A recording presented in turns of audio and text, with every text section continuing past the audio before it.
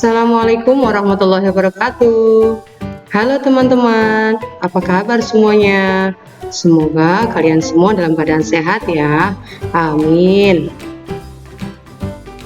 Pada kesempatan kali ini kita akan belajar tema 5, yaitu ekosistem. Subtema 2, hubungan antar makhluk hidup dalam ekosistem, pembelajaran pertama. Nah, sebelum kita mulai belajar, jangan lupa berdoa dulu ya. Tujuan pembelajaran pada materi ini adalah agar kalian bisa menuliskan informasi penting yang terdapat dalam bacaan. Kemudian yang kedua, menjelaskan rantai makanan yang ada pada suatu ekosistem. Setiap makhluk hidup memiliki ketergantungan terhadap makhluk hidup lain. Manusia memerlukan tumbuhan dan hewan juga memerlukan manusia. Makhluk hidup juga memerlukan tanah, udara, dan matahari untuk mendukung kehidupannya. Nah, sekarang coba perhatikan gambar hewan-hewan langka asli Indonesia ini. Apakah kamu tahu jenis habitat dan ekosistem tempat tinggal hewan-hewan tersebut? Nah, menurutmu, mengapa hewan-hewan tersebut menjadi langka? Salah satu penyebabnya adalah berkurangnya ketersediaan makanan bagi mereka. Berkurangnya ketersediaan makanan akan mengganggu rantai makanan yang ada pada ekosistem tersebut. Apabila berlangsung lama dan terus-menerus, populasi salah satu hewan dalam rantai makanan tersebut akan berkurang. Jika makanan mereka berkurang, populasi mereka pasti juga akan berkurang. Tetapi, apa sih yang dimaksud dengan rantai makanan dalam ekosistem? Rantai makanan adalah perjalanan memakan dan dimakan dengan urutan tertentu antar makhluk hidup. Sekarang perhatikan rantai makanan berikut. Padi dimakan oleh tikus, kemudian tikus dimakan oleh ular, ular dimakan oleh burung elang.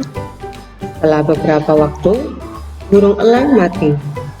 Bangkainya membusuk diuraikan oleh makhluk hidup pengurai dan bercampur dengan tanah membentuk humus. Humus sangat dibutuhkan tumbuhan, terutama rumput.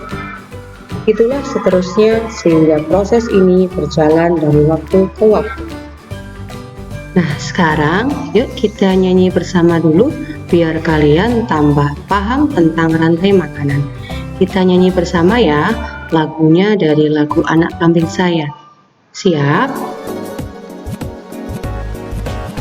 Mana padi-padi saya, padi-padi saya dimakan sama tikus.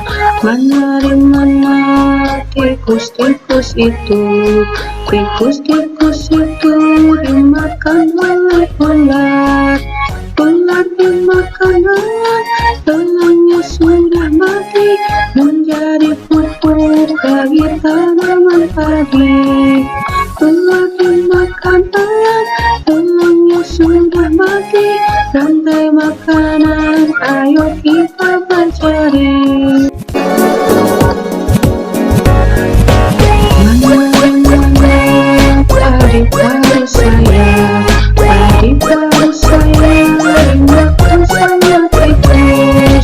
Mana tikus-tikus itu, tikus-tikus itu dimakan oleh ular. Ular dimakan telurnya sudah mati, menjadi pupuk bagi tanaman padi. Ular dimakan telurnya sudah mati, rantai makanan ayo kita pelajari.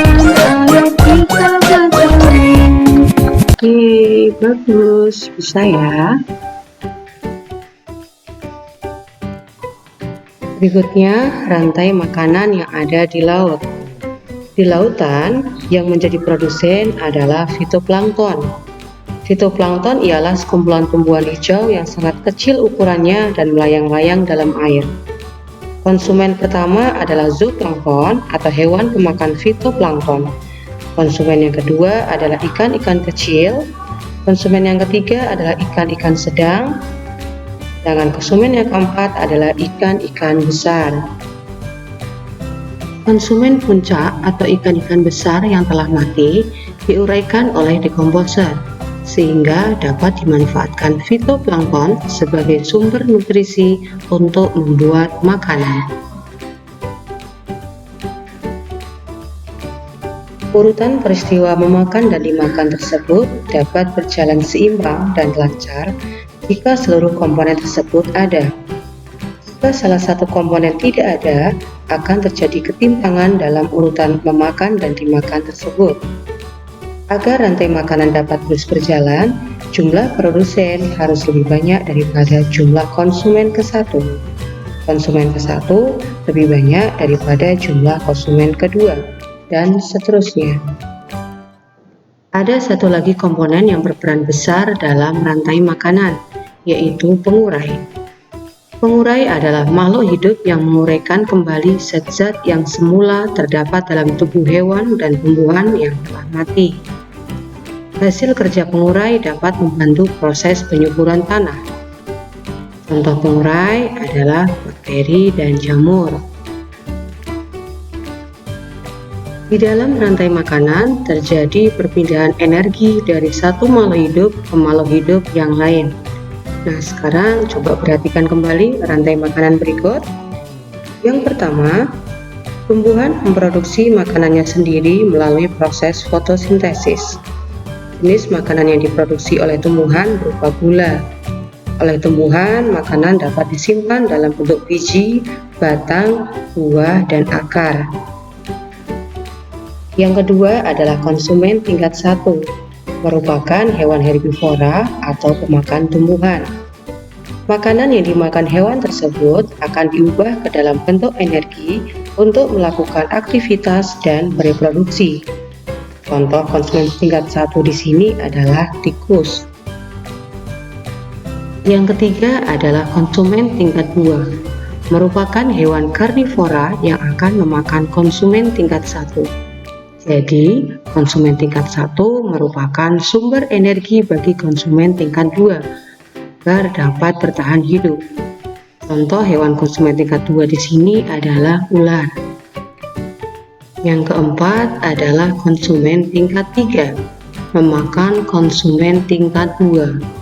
Contoh konsumen tingkat 3 adalah burung elang. Pada saat konsumen tingkat 3 mati, tubuhnya akan membusuk.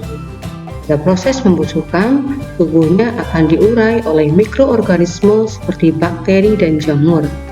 Hasil penguraian ini kemudian akan diubah oleh mikroorganisme dalam tanah untuk menjadi sumber makanan bagi tumbuhan, seperti rumput.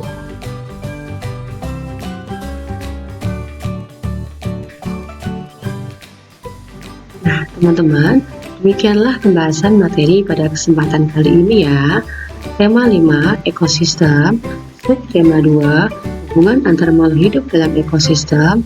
Pembelajaran yang pertama. Nah, untuk lebih memahami isi materi ini, kalian bisa melakukan latihan soalnya yang ada di link deskripsi di bawah ini. Selamat mencoba, semangat belajar. Terima kasih ya sudah menonton video ini. Jangan lupa like and subscribe. Wassalamualaikum warahmatullahi wabarakatuh.